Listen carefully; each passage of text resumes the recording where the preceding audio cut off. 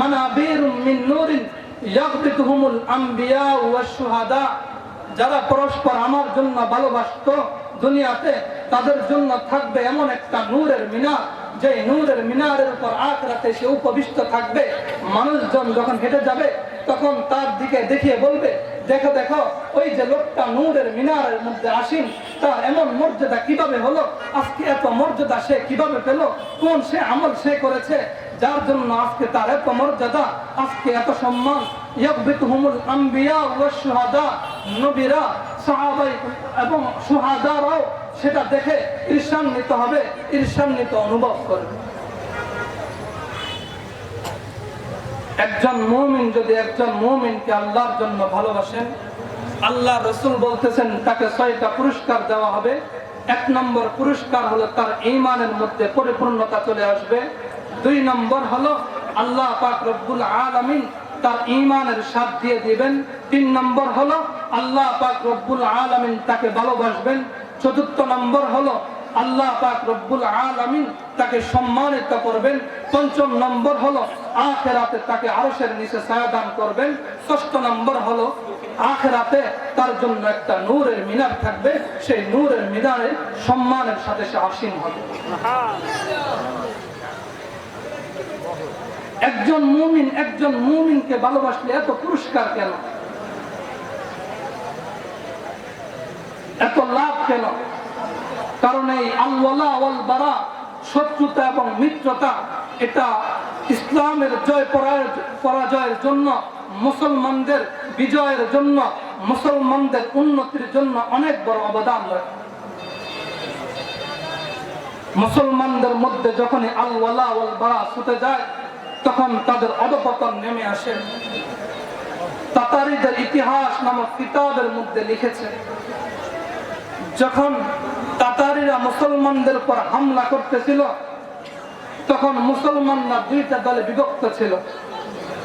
মুসলমানদের মধ্যে একটা মাসালা নিয়ে ইখতিলাফ ছিল। সেই মাসালাটা হলো একটা সুয়ের ছিদ্রের ভিতর 90,000 ফেরেশতা আটবে কি আটবে না। একদল লোক বলতেছে একটা সুয়ের ছিদ্রের ভিতর 90,000 ফেরেশতা আটবে না, আরেকজন লোক বলতেছে আটবে, যদি না আটে তাহলে আল্লাহ পাক রব্বুল আলামিনের কুদরতকে অস্বীকার করা হবে।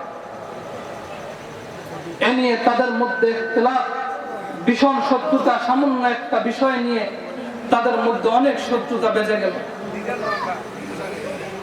তাতারীরা যখন একদল মুসলমান সম্প্রদায়ের উপর হামলা করলো, অপর দল মুসলমান খুশি যে তোমরা আমাদের সাথে ইখতিলাফ করো, আমাদের সাথে শত্রুতা রাখো, আজকে বুঝো তাতারীরা তোমাদের উপর হামলা করেছে, আজকে বুঝো আমাদের সাথে শত্রুতা রাখার পরিণতি।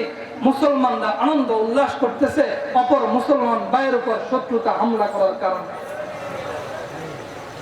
দ্বিতীয় দিন এসে তাতারীরা যারা গতকালকে আনন্দ উল্লাস করেছিল তাদের উপর হামলা করলো। গতকালকে যারা আহত হয়েছে, এখনো যাদের ক্ষত শুকায় নাই, আজকে তারা আনন্দিত, তারা উদযাপিত। আমাদের আনন্দে তোমরা আনন্দিত হয়েছিল, আমাদের খুশিতে তোমরা খুশি হয়েছিল, আজকে বুঝো তোমাদেরকে দিচ্ছে, আজকে তোমরা মজা বুঝো। মুসলমানরা সেদিন বলে গেল কার সাথে বন্ধুত্বতা রাখতে হবে আর কার সাথে শত্রুতা রাখতে হবে। তাদের মধ্যে সেদিন একতা না থাকার কারণে তাতারীরা মুসলমানদেরকে ধ্বংস করে দিল। মুসলমানদের সমস্ত কুতুবকে, কিতাবকে দরিয়ার মধ্যে, সমুদ্রের মধ্যে ভেসে দিল। মুসলমানদের মধ্যে যতদিন একতা ছিল, মুসলমানদের মধ্যে যতদিন একতা ছিল, ততদিন মুসলমানদের বিজয় ছিল, মুসলমান সম্মানের সাথে আসীন ছিল। হযরত মুআবিয়া এবং আলী রাদিয়াল্লাহু তাআলা আনহু এর মধ্যে যখন যুদ্ধ, তাদের মধ্যে ইখতিলাফ, তখন রোমের খ্রিস্টান বাদশা দেখলো এখন সুযোগ।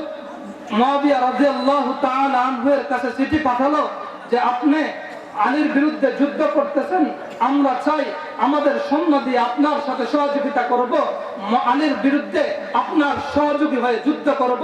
তৎক্ষণাৎ হযরত মুআবিয়া রাদিয়াল্লাহু তাআলা আনহু ডেকে বললেন, ইয়া মাশারাল কুফফার, হে কুফফার জাতি, হে খ্রিস্টানের কুকুররা, তোমরা আমার পক্ষ হয়ে আলীর বিরুদ্ধে যুদ্ধ করার কথা বলতেছো, জেনে রাখো আলী এবং আমার মাঝে যুদ্ধ দ্বন্দ্ব থাকতে পারে, কিন্তু সে আমার মুসলমান ভাই।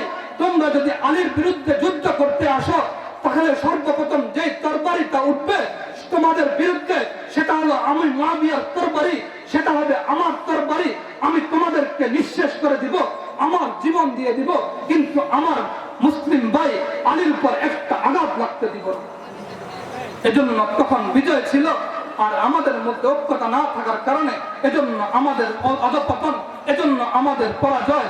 কাল পর্যন্ত যে ইহুদিরা মুসলমানদের দরবারে দাঁড়িয়ে ভিক্ষা করতে একটুকু থাকার জন্য, সেই ইহুদিরা আজকে মুসলমানদের উপর নির্যাতন করতেছে। সেই খ্রিস্টানরা আজকে মুসলমানদের শক্তিকে মুসলমানদের উপর জুলুম করতেছে। আজকে মুসলমান মা বোনদেরকে দর্শন করতেছে, ছোট ছোট মাসুম বাচ্চাদেরকে কল্লা কেটে হত্যা করা হচ্ছে, মুসলমান যুবকদেরকে গুলি করে হত্যা করা হচ্ছে। তার কারণ মুসলমানরা আল্লাহর কিতাবকে ছেড়ে দিয়েছে, তার কারণ মুসলমানরা নবীর হাদিসকে ছেড়ে দিয়েছে, তার কারণ মুসলমানরা আল ওয়ালা ওয়াল বারাকে ভুলে গিয়েছে।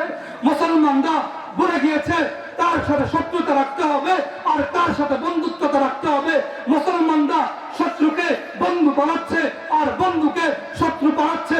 মুসলমান যুবকরা বিজাতীয় সংস্কৃতিকে গ্রহণ করতেছে। মুসলিম যুবকরা বিজাতীয় ব্যক্তিদেরকে, নেইমার মেসিকে ভালোবাসা শুরু করেছে। তার ভালোবাসার বন্ধন আল্লাহ এবং আল্লাহর রসুলের না, তার ভালোবাসা বন্ধন দুনিয়ার কোন খাহিসাত, তার ভালোবাসা মুহাব্বতের বন্ধন দুনিয়ার কোন মুহাব্বত, দুনিয়ার কোন লালসা। যতদিন পর্যন্ত মুসলমানরা সেই মুহাব্বত এবং ভালোবাসার সঠিক কার্যকারিতা না আনবে, ততদিন পর্যন্ত মুসলমানদের বিজয় আসবে না, ততদিন পর্যন্ত তাদের জয় আসবে না, ততদিন মুসলমানরা পরাজয় থাকবে। যদি পরাজয় থেকে বিজয়ের দিকে আসতে চাও, তাহলে পরস্পরের বন্ধুত্বতা আল-ওয়ালা ওয়াল বারাকে অর্জন করতে হবে এবং শত্রু এবং বন্ধুকে চিনতে হবে। আল্লাহ পাক রব্বুল আলামিন আমাদের সবাইকে বুঝার তৌফিক দান করুন, কে আমার বন্ধু কে আমার শত্রু, বন্ধুর সাথে কেমন বন্ধুত্বতা রাখবো আর শত্রুর সাথে কেমন শত্রুতা রাখবো। ওয়া আখিরু দাওয়ানা আলহামদুলিল্লাহি রাব্বিল আলামিন। আসসালামু আলাইকুম ওয়া রাহমাতুল্লাহি ওয়া বারাকাতুহু।